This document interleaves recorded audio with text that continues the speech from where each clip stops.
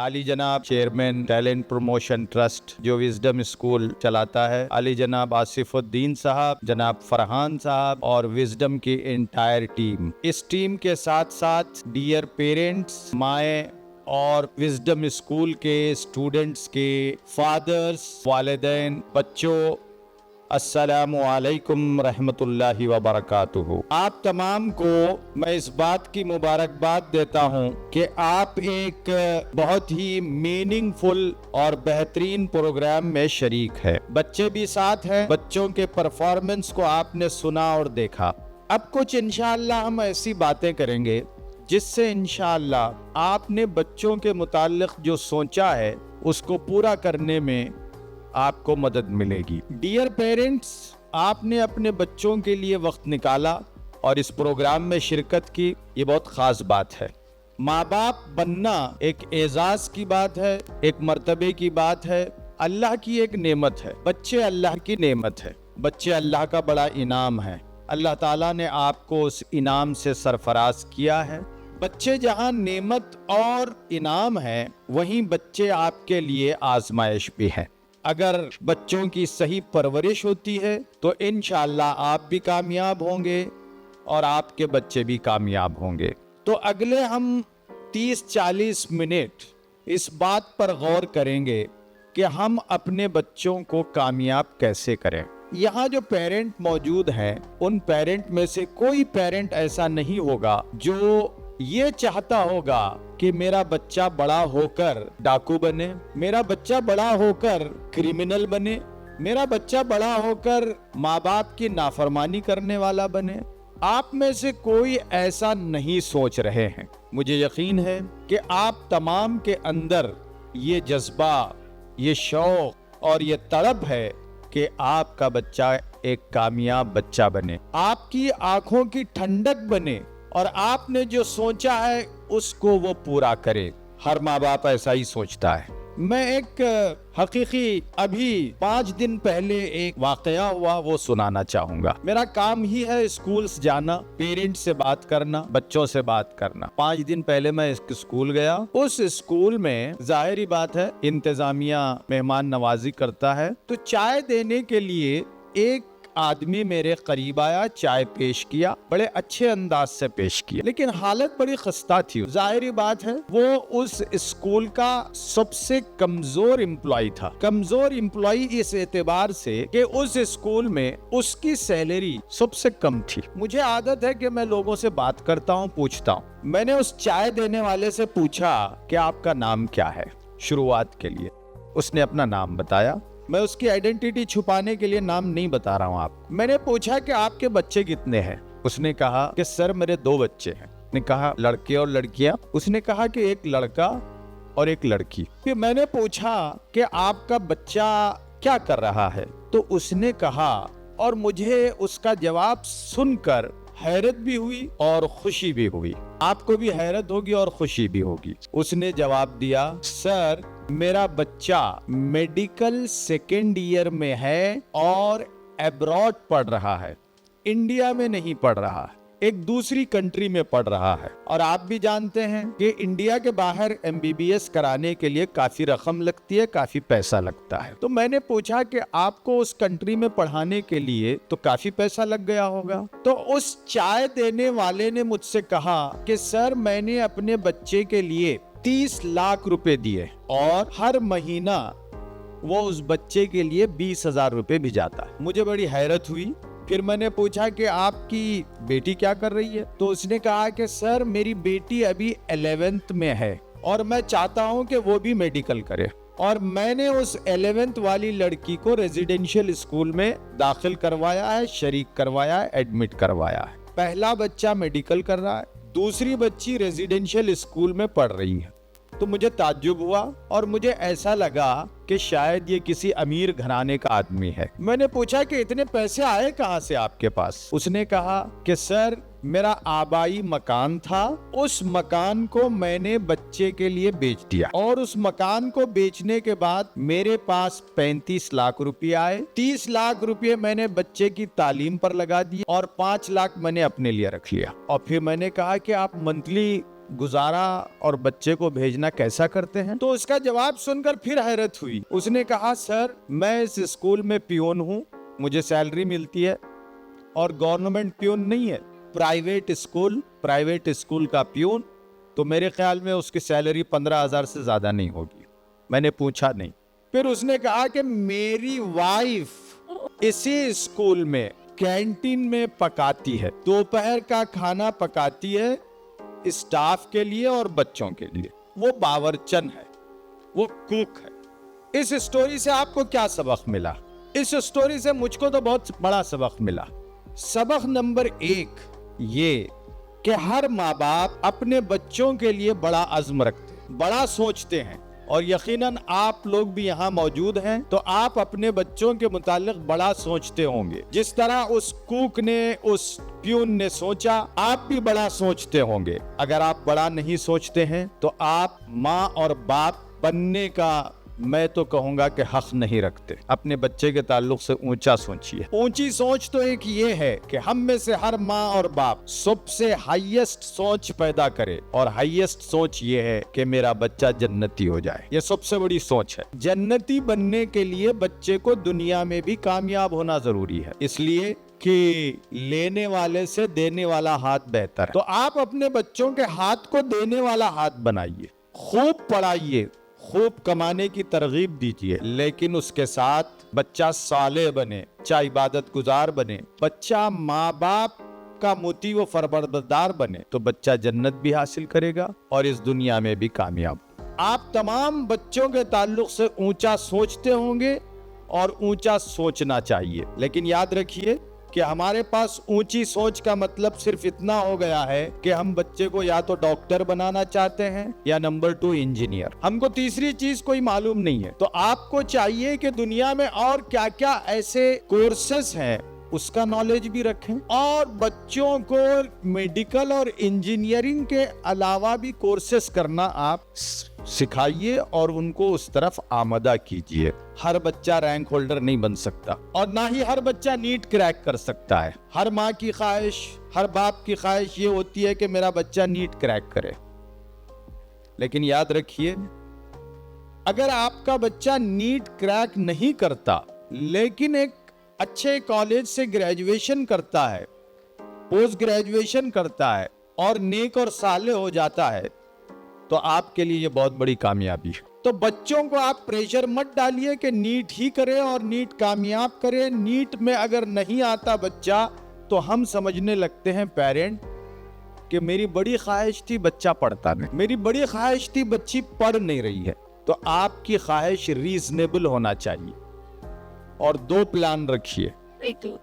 अगर मेडिकल नहीं होता तो दूसरा क्या कराएंगे। अगर आप सादा बीएससी भी कराते हैं तो आज अच्छे नंबरात से बीएससी करने वाला एमबीबीएस से ज्यादा कमाता है, लेकिन उसको तरीका चाहिए, उसको अंदाज चाहिए। तो आज की इस मजलिस में, इस कॉन्फ्रेंस में, इस इजलास में आप इस पॉइंट को घर लेके जाइए कि हम बच्चों के ताल्लुक से ऊंचा सोचेंगे और बच्चों के ताल्लुक से थोड़ा सा हटकर सोचेंगे, डिफरेंटली सोचेंगे। सिर्फ ये नहीं सोचेंगे कि बच्चा मेरा मेडिकल करे, अच्छी मेडिकल करे, बल्कि हम दूसरे ऑप्शंस को भी सेलेक्ट करने की कोशिश करेंगे। इसके लिए आपको नॉलेज हासिल करना पड़ेगा, उसके लिए आपको भी मालूमात हासिल करना पड़ेगा। तो आप YouTube पर जाइए और टाइप कीजिए आफ्टर SSLC व्हाट, वो देख लीजिए। उसके बाद आप दूसरा YouTube ओपन कीजिए, 10वीं के बाद आप टाइप कीजिए व्हाट आफ्टर 10+2 12, तो आपको 12th के बाद क्या क्या कोर्सेस हैं उसका इल्म हो जाए। तो ये काम आप घर जाके करिए। अगर आपको नहीं आता है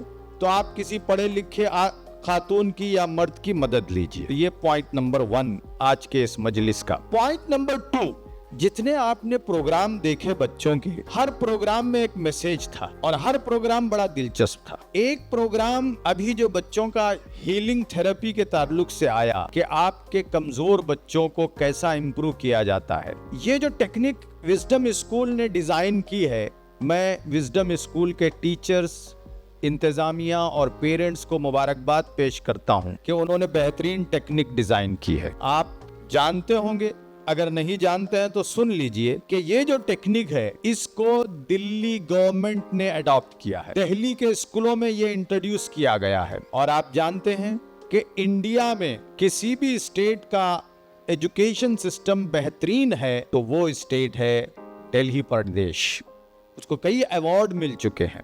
तो वो टेक्निक यहाँ इस्तेमाल हो रही है। तो आप काबिले मुबारकबाद हैं। बच्चे कमजोर होते हैं, हर बच्चा टॉपर नहीं होता, ये बात बिल्कुल सही है। तो आप घबराइए मत, आपके बच्चों का टेक केयर यहाँ किया जा रहा है। उस प्रेजेंटेशन में एंड पर हिना मैडम आती हैं और हिना मैडम ने एक जुमला कहा कि हमको टीचर पेरेंट का कोऑपरेशन चाहिए। उनके इस जुमले में कुछ राज भी छुपा है और वो राज ये है कि जिस तरह दूसरे स्कूलों में पेरेंट आजकल कोऑपरेट नहीं कर रहे हैं, तो मुझे लगता है, अल्लाह करे गलत हो बात, कि विजडम स्कूल के भी चंद पेरेंट शायद कोऑपरेट नहीं करते हैं। यह बात गलत हो। देखिए, हिना मैडम ने एक और बात कही कि बच्चे की जो तरबियत होती है, बच्चे की जो एजुकेशन होती है, बच्चे की जो कामयाबी होती है, बच्चा जो ऊंचा उठता है, उसमें सिर्फ एक का किरदार नहीं होता। उसमें बच्चा सेंटर में है और एक तरफ से आज जो पावरफुल चीज है वो मीडिया है।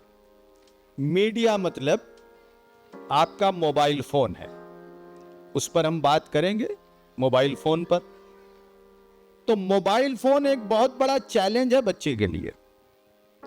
माएं जब बच्चा छोटा होता है तो दूध पिलाने, खाना खिलाने, खामोश कराने के लिए मोबाइल दे देती हैं, लेकिन बाद में वही मोबाइल फोन सरदर्द बन जाता है। और आज माएं हमसे आके शिकायत करती हैं, हम काउंसलिंग करते हैं कि सर मेरे बच्चे से मोबाइल फोन छूटता नहीं है। तो हम उनसे ये पूछते हैं कि अगर मोबाइल फोन उनसे नहीं छूटता है तो क्या आपसे छूटता है? आप भी तो नहीं छोड़ रही हैं, आप भी सारी चीजें देख रही हैं। सारे हिंदुस्तानी सीरियल, सारे पाकिस्तानी सीरियल, फेसबुक पर सारी चीजें, खाना पकाना चाहे हम ना करें, लेकिन सारे तरीके पकाने के, सारी चीजें हम देख रहे हैं। किसने क्या किया सब हमारी बहनों से पूछ लीजिए।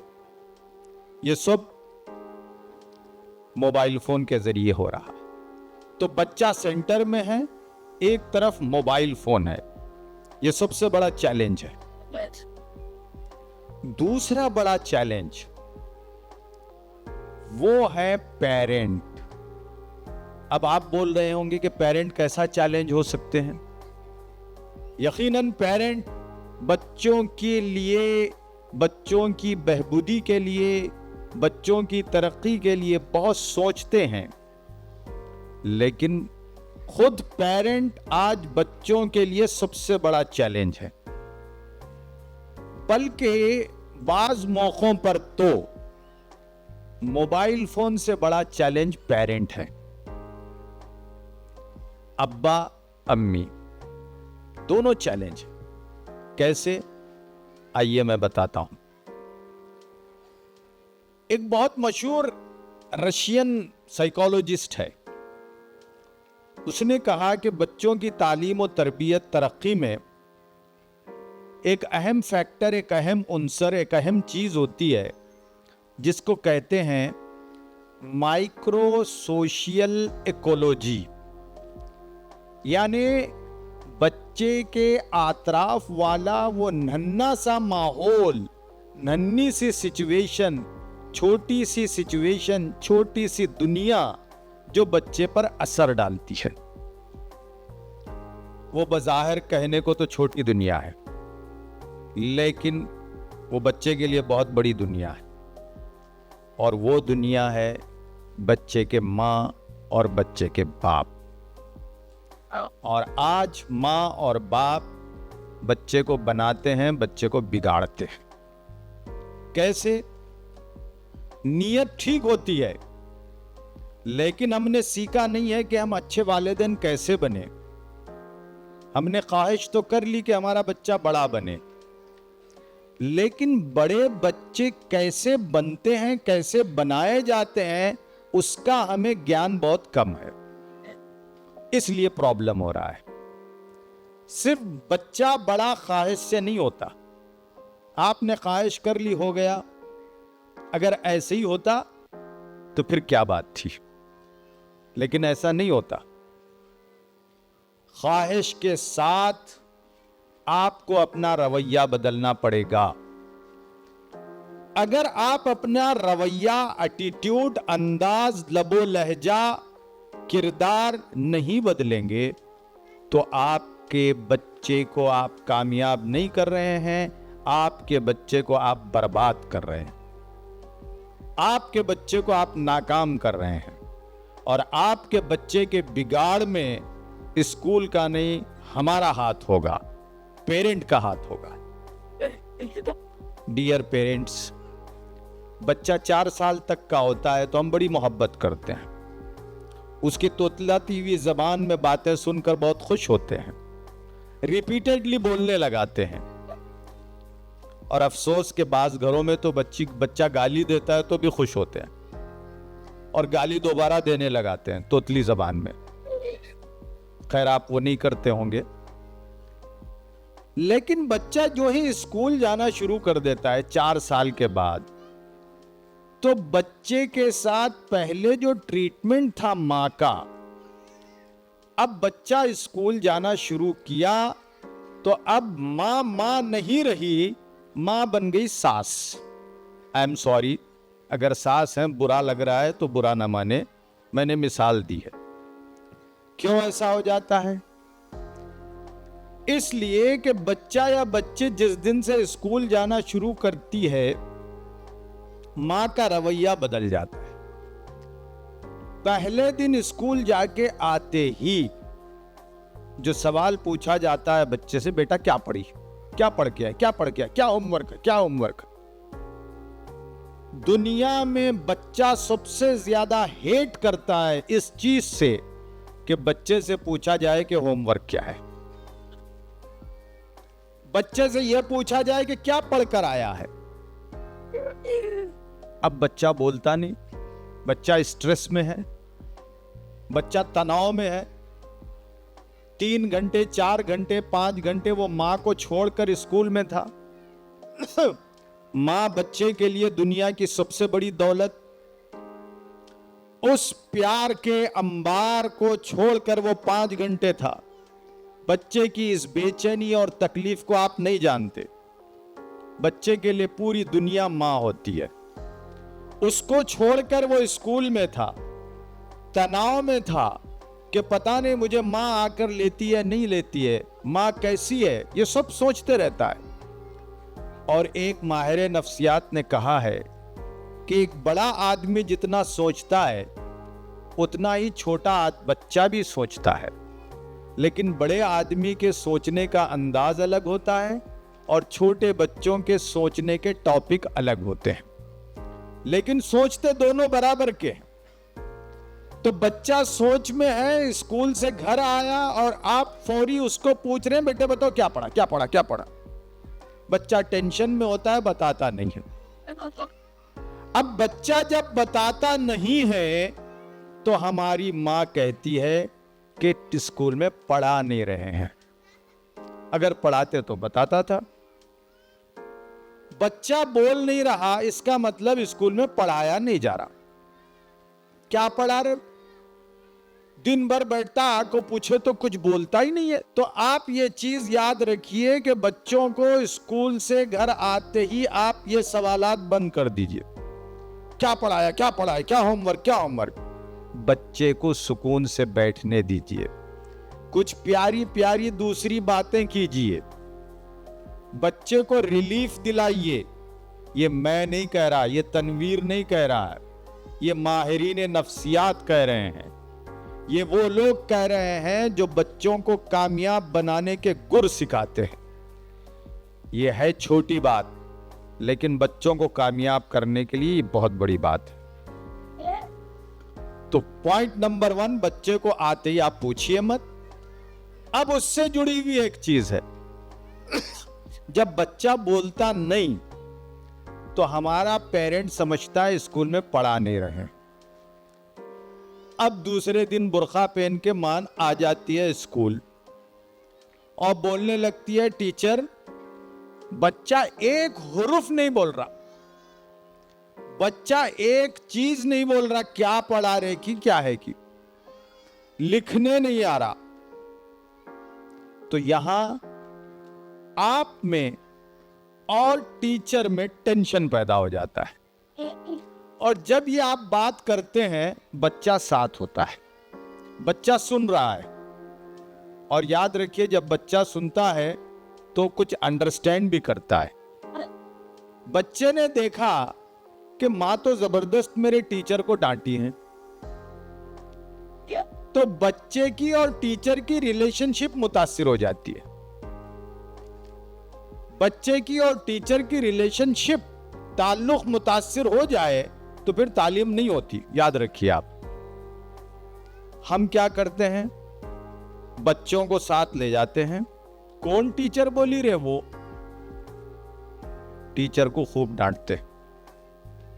टीचर को बाज स्कूलों में, बीदर तो बहुत अच्छी जगह है, सिविलाइज्ड जगह है, विजडम स्कूल के पेरेंट भी अच्छे हैं, लेकिन मैंने बाज स्कूलों में, बेंगलोर जैसे स्कूलों में ये शिकायत सुनी है कि पेरेंट आते हैं और टीचरों से सिंगुलर में बात करते हैं, अरे तुरे से बात करते हैं, डांटते हैं, और उसको बच्चा देख रहा है। अगर खुदा ना खास्ता यहां भी ऐसे पेरेंट हैं तो शायद वो हाजिर नहीं होंगे, क्योंकि ऐसे पेरेंट अच्छे कामों में हाजिर नहीं रहते, वो अक्सर गैर हाजिर रहते हैं। तो बच्चे का उस पर इंपैक्ट पड़ता है और हम बड़ा खुश हो रहे हैं कि टीचर को डांट के आया।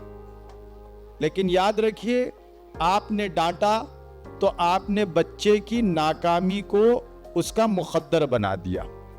उसको सीढ़ी पर ऊपर जाने के बजाय बच्चे को आप डाउनवर्ड नीचे ला रहे हैं।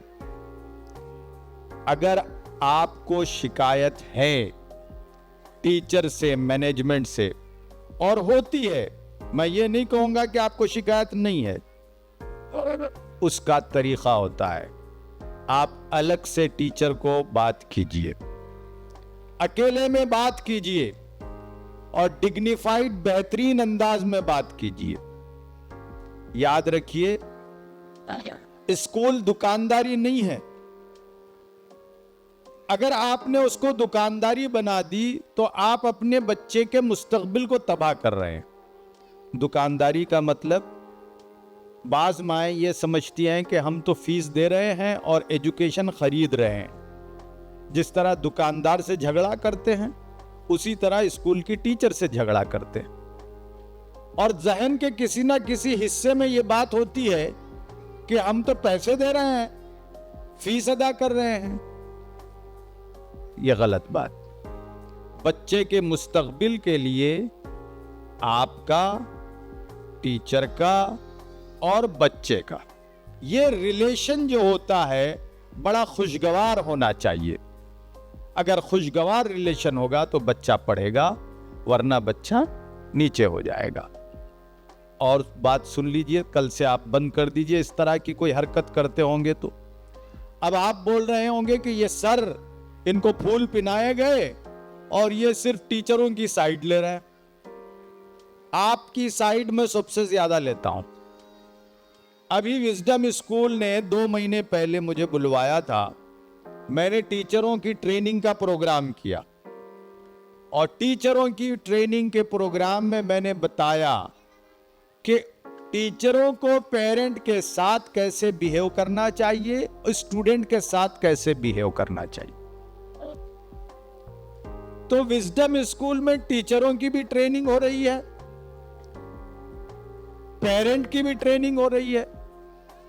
जैसा कि कहा गया कि बच्चे की कामयाबी में पेरेंट का रोल है, टीचर्स का रोल है। फिर अब बच्चे का खुद एक किरदार और रोल होता है। तो बच्चे के रोल के लिए कल प्रोग्राम, कल हम बच्चों को बताएंगे कि वो कैसे स्टडीज करें, कैसे रहें। तो मेरी प्यारी बहनों और भाइयों, आप स्कूल के साथ मिलकर बच्चे की कामयाबी के लिए कोशिश करिए। हमारे बापों का हाल, जो बाप हैं, पेरेंट, फादर्स हैं, उनका हाल बड़ा बुरा है। मैं इन बाप के बारे में नहीं कह रहा, जो यहाँ हमारे बाप बैठे हुए हैं, हमारे बच्चों के फादर्स, ये बहुत अच्छे हैं। मैं जिनकी बात कर रहा हूं वो यहाँ नहीं है, कहीं और बैठे हुए हैं।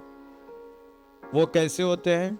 मेरे पास फोन आता है, सर मेरे बच्चे का एडमिशन कराना है।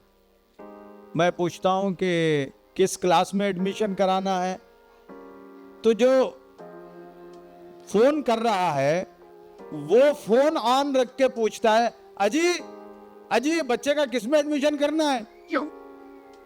यानी बाप की हालत ये हो गई है कि बच्चा किस क्लास में पढ़ता है उसको मालूम नहीं, अपनी बीवी को पूछता है। हमारे घरों में स्कूल से रिलेशन रखना, स्कूल का काम करना, स्कूल का ध्यान रखना, वो किसका काम हो गया है? बोलिए, किसका काम है? मां का या बाप का? मां का काम हो गया है। अब आप बोलिए, ये मां का काम है या बाप का काम है? जी, दोनों का। माशाअल्लाह, क्या बात है, दोनों का। किसने कहा? अरे वाह, इनके लिए कुछ प्राइज व्राइज दीजिए भाई, माशाअल्लाह। क्या नाम आपका? आपका बच्चा है या आप टीचर हैं? जी, स्टूडेंट है आप? अरे तो आप माशाअल्लाह, तो आप बाप बनने के लायक स्टूडेंट हैं। वेरी गुड, माशाअल्लाह, वेरी गुड। देखिए, अब हालत ऐसी है कि बच्चों से हमको सीखना पड़ रहा है। ठीक है, क्या नाम बेटा आपका? अब्दुल रहमान। कौन सी क्लास में आप? 8th standard. वंडरफुल, इंशाअल्लाह बहुत बड़े इंसान बनेंगे आप। बैठ जाइए। तो हमारे फादर्स का हाल ये है। अच्छा, कमाल तो ये है कि बाज वक्त फोन आता है, पूछता हूं मैं, अरे क्या नाम है जी बच्चे का आपके? खादर। अरे खादर नहीं रहता जी, पूरा नाम बोलो। अजी बच्चे का पूरा नाम क्या है? कौन पूछ रहा है? वालिद पूछ रहा है। किसको पूछ रहा है? वालदा को। हालत ये हो गई है हमारे समाज में, कई फादर्स को मालूम नहीं कि बच्चा कौन सी क्लास में पढ़ रहा है। हम पूछते हैं, आपका बच्चा कौन सी क्लास में है? ठहरो सर, पूछ के बोलता हूं, 2 साल पहले 5वीं में था। अरे सिंपल अर्थमेटिक, 2 साल पहले 5वीं में था तो अब कौन सी क्लास में आ गया? 7th में आ गया। लेकिन इतनी मैथमेटिक्स भी नहीं आती पेरेंट को। आपको नहीं, हाँ, जो नहीं है उनको, वरना आप बोलेंगे बाहर निकल देख लेता हूं। ठीक है, तो ये हाल है हमारे फादर्स का। लेकिन आप बड़े अच्छे पेरेंट हैं, और जिनको अच्छे पेरेंट मिल गए वो बच्चे बड़े खुशकिस्मत हैं और बड़े कामयाब होने वाले बच्चे हैं। तो आइए और थोड़ा सा आगे बढ़े। देखिए, पेरेंट बनने की बहुत सारी जिम्मेदारियां हैं। मैंने ये कहा कि बच्चा जब ग्रेड 4 तक होता है हम प्यार कर रहे हैं, ग्रेड 4 के बाद हम बच्चे को प्यार नहीं कर रहे हैं। माहिरीन नफ्सियात बच्चों को डिवाइड करते हैं अप टू 11 ईयर्स। 6 साल से 12 साल तक की उम्र जो होती है, इसमें बच्चा बहुत ज्यादा टेंशन का शिकार रहता है। टेंशन का शिकार इसलिए होता है कि उसको स्कूल में एक अजीबो गरीब कंपटीशन करना होता है, उसको होमवर्क करना होता है, उसको एग्जाम लिखना होता है, उसको फर्स्ट रैंक आना होता है। तो वो टेंशन में होता है। इस टेंशन में मजीद टेंशन बढ़ा देती है मां और टीचर। तो बच्चों में आप टेंशन ना बढ़ाएं। अगर टेंशन नहीं बढ़ाना है तो क्या करना है? अगर टेंशन नहीं बढ़ाना है तो बच्चों के साथ बातचीत करें, अब हमारे पेरेंट बच्चों के साथ बातचीत नहीं करते, बच्चों को नसीहत करते हैं। बेटे हम जब आपके होते थे ना, हम 5 रुपये लेते थे, तुम 50 रुपये मांग रहे हैं, मैं तुम्हारे को 10 पैसे देता हूं। होता 10 पैसे लेते अब्दुल रहमान। हाँ, क्या नाम आपका? अब्दुल रहमान। 10 पैसे लेते आप जी? 20 पैसे लेते। अरे आप तो सबसे शरीफ हो गए। 20 पैसे किसी के पास है क्या, पूछ लीजिए आप। आज आप 20 रुपये ले रहे हैं, सही है? 20 रुपये से भी नहीं होती बात। मगर आज पेरेंट क्या बोलते हैं, हम ऐसे थे, हम इतना करते थे। तो ये तरबियत का अंदाज नहीं है कि मैं ऐसा था, ऐसा करना चाहिए। भाई आप बच्चे के जूते में पैर रख के सोचिए कि वो किस जमाने में है, उसको किन चीजों का मुकाबला करना है। क्लास में मुकाबला, एग्जाम का मुकाबला, मोबाइल फोन पे कंटेंट का मुकाबला, टीचर का मुकाबला। तो इसके लिए क्या करें, हम बच्चों के साथ बेहतरीन बात करें, गुफ्तगू करें, उनकी सुने। आज आप बच्ची की नहीं सुनते हैं, बच्ची की कोई और सुनता है, और आपको बाद में गुस्सा आता है कि क्यों बात करती उससे, तू कौन, उन्हें नंबर बता। आप सुनिए, बच्ची आपकी बात करे। बच्चा भी इसी तरह किसी और से बात कर रहा है, आपसे इसलिए नहीं कर रहा कि आप उसकी सुन नहीं रहे हैं, आप उसको डांट रहे हैं। आज कितने बाप हैं, पेरेंट हैं जो बच्चों की सुनते हैं, हफ्ते महीने गुजर जाते हैं बच्चे से बात नहीं करते। बाप यह समझता है कि बच्चे का मसला पैसा है, जिद करती पैसा, बात करती पैसा, स्कूल की बात होती पैसा। पैसा मसला नहीं होता, आपकी गुफ्तगू, आपका रवैया। और याद रखिए, बच्चा सीखता है मां और बाप से। अगर आपका लाइफ स्टाइल, आपकी जिंदगी ठीक है तो बच्चा उसी को देखकर सीखेगा। स्कूल में तो अच्छी बातें सिखाई जा रही हैं, और बच्चा घर में देख रहा है कि मां और बाप लड़ रहे हैं। लड़ने वाले घरों में बच्चा टिकता नहीं है, बच्चा बैग छोड़ा घर के बाहर भागता है, इसलिए कि उसका दिल लगता है आंटी के पास, पड़ोसन के पास, दोस्त के घर में। आप नहीं जानते, बच्चों के सामने अगर आप लड़ेंगे तो बच्चों को जो टेंशन होता है, वो टेंशन को आप फील नहीं करते हैं। आप समझते हैं बच्चा है, उसको क्या पड़ी है, तेरे को क्या, तू जल लिखते बैठता होगा, चल पढ़, बड़ों के झगड़े में नहीं आना तू। अरे आप खुलेआम लड़ रहे हैं और ये कहते हैं कि बड़ों के दरमियान नहीं आना। तो कल से अगर घर में तू मैं हो रही है, अगर हमारी बहनें भाई हजरात से पूछते हैं कि डबल बेडरूम का घर लेने वाले थे, अभी तक नहीं लिए, क्या है, तुम्हारे भाई ले लिए, हमारा भाई ले लिया, तुम्हारा क्या हुआ, तुम उस खटारी गाड़ी में फिर रहे हैं। ये सब जब अकेले होते हैं बात करिए।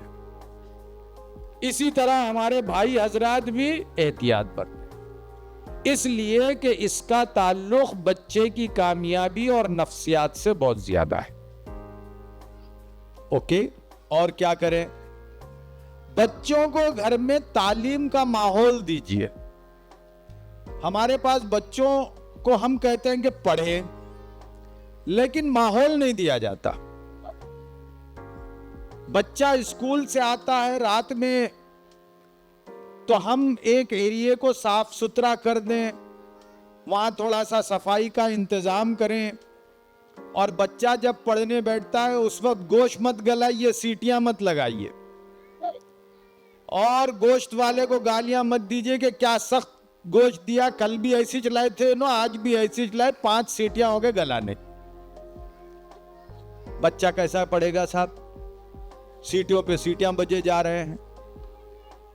एक माहौल पैदा कीजिए और आप भी बच्चे के साथ बैठ जाइए। भले आपको मैथमेटिक्स नहीं आती, भले आपको पढ़ना नहीं आता, बच्चे के साथ बैठ जाइए। लेकिन बच्चे के साथ जब बैठेंगे तो बराए मेहरबानी मोबाइल फोन लेकर ना बैठें, वरना अक्सर हमारी बहनें क्या करते हैं, बच्चे को पढ़ने भी लगा रहे हैं, मोबाइल फोन है और मोबाइल फोन पे अम्मी को पूरी बातचीत सुनाई दे रही है, पूरी बात कर रहे हैं, नहीं अम्मी फला है, ये है, टमाटर महंगे हो गए, देखो कल तक 20 रुपए किलो थे, आज 100 रुपए किलो हो गए, प्याज इतनी हो गई, वाला इतना हो गया। अब बच्चा पढ़ेगा या आपकी तरकारी भाजी का रेट सुनते बैठेगा? तो अच्छा माहौल दीजिए, बच्चों को अप्रिशिएट कीजिए पढ़ते वक्त। अरे देख तेरी क्या राइटिंग है, कीड़े मकोड़े, ऐसा मत बोलिए। क्या पढ़ते रे, वो भी मत बोलिए। बोलिए बेटे आप बहुत अच्छा पढ़ते हैं। मैं एडिसन की कहानी हमेशा सुनाया करता हूं, आपको भी सुनाया था। जानते हैं एडिसन की कहानी? नहीं, सुन लीजिए। एडिसन की मां, एडिसन कौन था? अरे अब्दुल रहमान, अरे तुम तो कमाल के आदमी हो यार, हर चीज का जवाब आपके पास मौजूद है। इनके अब्बा कौन है अब्दुल रहमान के? नहीं है? अल्लाह, अम्मी आए। अम्मी कौन है? अब्दुल रहमान की अम्मी, खड़े हो जाइए। कहाँ है अब्दुल रहमान? अम्मी भी नहीं है, किधर है? अच्छा, इनकी अम्मी के लिए जरा सब तालियां बजाइए। माशाल्लाह। क्या नाम आपका बहन? क्या नाम आपका? अच्छा, आपका नाम नहीं है, क्या नाम है आपका? अरे वहीं रहिए, स्टेज पे आएंगे तो आपको तकरीर करना पड़ेगा। क्या बताया आपने? अरे नहीं, बिना माइक के मैं रिपीट कर देता हूं। अरे टाइम लग जा रहा है। मौलाना आप ही बताइए, नाम क्या है? निखत तरन्नुम। अच्छा माशाल्लाह। अब्दुल रहमान को क्या बनाना चाह रहे हैं आप, निखत साहिबा? उन्हों जो फील्ड में इंटरेस्टेड है वो he can carry on that. अरे क्या वंडरफुल पेरेंट है, ये माँ है। आप बीदर वाले हैं? No, I am from Hyderabad. Oh, ये तो गड़बड़ है। ओके जी, बेहतर बेहतर, वाह वाह। चाहे आप हैदराबाद के हो चाहे बीदर के हो, बहुत बेहतरीन माँ हैं आप। ठीक है। whatever the points you are explaining, no, Yeah. follow all the points, sir. Oh, mashallah, wonderful. You follow all the points. Yeah. So, my dear sister, Yeah. rest of the points, please come and tell. No.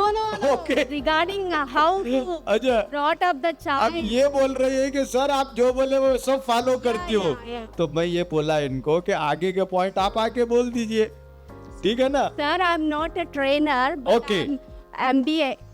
Oh, you are MBA graduate? Yeah. Oh, mashallah, mashallah, very good. Any more questions, sir? No, thank you so much. Thank you so much. You are a wonderful माँ, okay? So हर माँ ऐसी बन जाए और आप तमाम ऐसे ही हैं। हाँ, ये मत बोलिए कि निखत साहिबा हैदराबाद के हैं तो हम उनकी तारीफ कर दिए, आपकी भी तारीफ करेंगे। अब्दुल रहमान, वो बेटा कहाँ पढ़ रहे हैं आप? विजडम में पढ़ रहे हैं आप? माशाल्लाह, वेरी गुड। और आगे क्या बनना चाह रहे हैं आप? क्या बनना चाह रहे हैं? मैं एक आईपीएस बनना चाहता हूँ, वो भी एमबीए करते हुए। बीए करके? जी। अरे माशाल्लाह, अम्मी के नक्शे कदम, नहीं, वालिद के। वालिद पे एमबीए? जी। अरे मास्टर बोल गाइस, आप तो माइक दे रहे हैं, तकरीर तो कर दीजिए। अब्दुल रहमान के अम्मी एमबीए, अब्दुल रहमान के अब्बा एमबीए। कप्स भी लाके रखे हैं। अच्छा, अरे वाह वाह वाह। अभी मालूम हुआ कि सही जवाब देने वालों को कप है। तो अब अम्मी भी अच्छा जवाब दिए, बेटे ने भी अच्छा जवाब दिया। अब प्राइज किसको दिया जाए, अम्मी को या बेटे को? अब्दुल रहमान बोलिए, किसको देना चाहिए जी? अरे नहीं, अब बड़े बगैर माइक के बोलो यार। सर, अरे अम्मी को दे। क्या बात है, क्या बात है, क्लैप। कितना बड़ा बेटा है, माँ की कदर इसको कहते हैं। जवाब इन्होंने दिया लेकिन क्रेडिट दे रहे हैं अम्मी को। क्योंकि अम्मी की तरबियत की वजह से इन्होंने जवाब दिया। तो एक और बार निखत साहिबा के लिए तालियां, और कोई हमारी टीचर आए और निखत साहिबा को वो प्राइज दे। प्राइज चाहे छोटा हो चाहे बड़ा हो, उसकी अहमियत होती है। अब्दुल रहमान, इंशाअल्लाह you will become IPS officer, right? Okay, yes. Sir ये सब जो भी है ये मेरी माँ से दुआओं पे है। ओ, माँ की दुआएं और माँ की तरबियत, माशाअल्लाह, वेरी गुड, ग्रेट। हाँ, चलिए, बहुत अच्छा है। तो ये अब्दुल रहमान कहते हैं कि ये सब, यानी मैं जो 8th ग्रेड में रहते हुए, अच्छा बताओ मैं आपको बात कि मैं यहाँ ठहर के तकरीर कर रहा हूँ, स्पीच दे रहा हूँ, आपको कुछ बता रहा हूँ, लेकिन मैं भी जब ग्रेड 8 में था, अब्दुल रहमान की एज में, IPS नहीं मालूम था मुझे। आज अब्दुल रहमान को मालूम है कि IPS क्या होता है। सो दिस इज चेंज, अल्हम्दुलिल्लाह, दिस इज ग्रेट। तो ये माँ की वजह से भी है, ये इनके अब्बू की वजह से भी है, और ये समाज और स्कूल की वजह से भी है। तो मैं अब्दुल रहमान साहब के हक़ में दुआ करता हूँ कि अल्लाह ताला इनको IPS ऑफिसर बनाए। IPS यानी कि पुलिस ऑफिसर।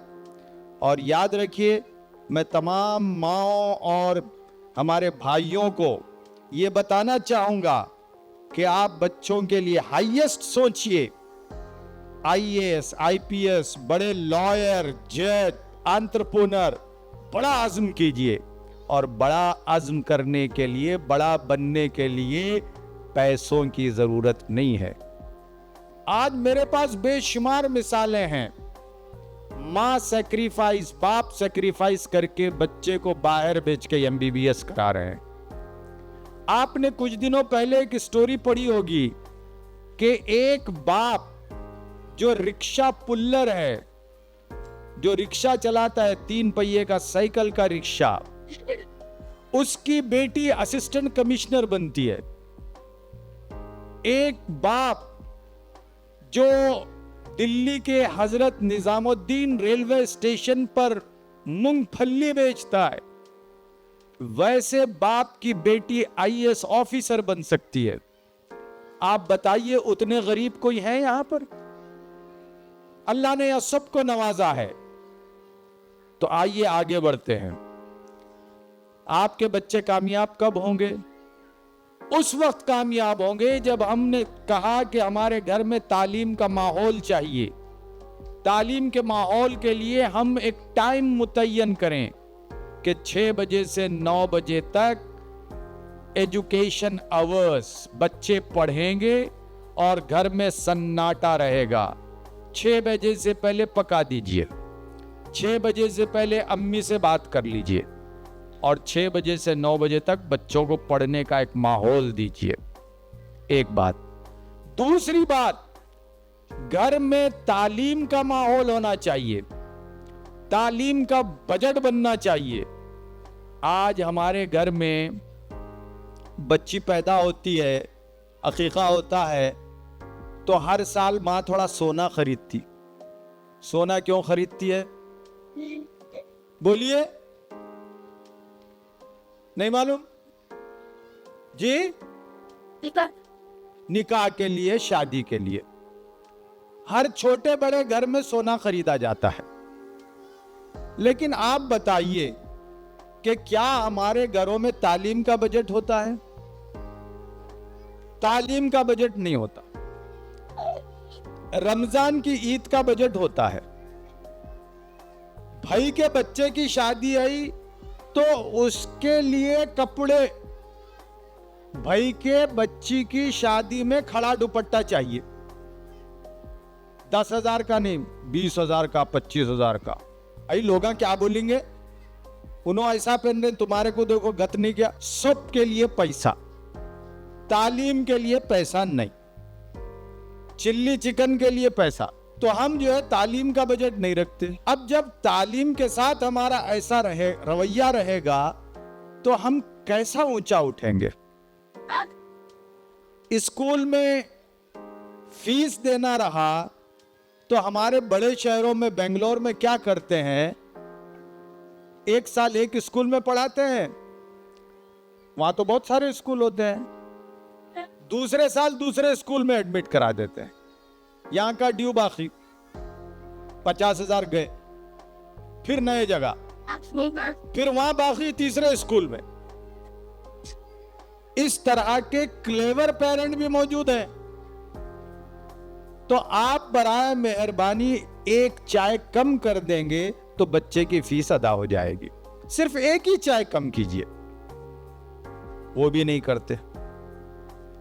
मेरे स्कूल में एक साहब आते थे, बच्चे की फीस जब छोटा बच्चा था LKG UKG में 70,000 रुपए थी। विजडम में कितनी है मुझे नहीं मालूम।